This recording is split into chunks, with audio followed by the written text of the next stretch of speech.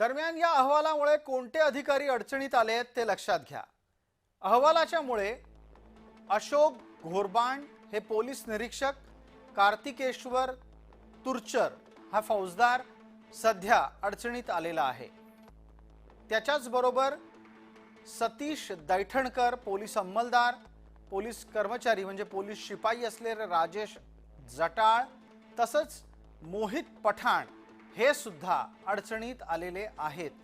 यांच्या विरोधामध्ये भविष्यात कारवाई चालेल आणि त्यात या पोलीस अधिकाऱ्यांना आपलं निर्दोषत्व सिद्ध करावं लागेल। सतीश दैठणकर, राजेश जटाळ, मोहित पठाण यांच्या बरोबरच या आधीच्या दोन अधिकाऱ्यांची नावं सुद्धा आम्ही पटकन आपल्या समोर आणतो आहोत। यात अशोक घोरबाण आणि कार्तिकेश्वर तुरचर अशी ही दोन नावं आहेत।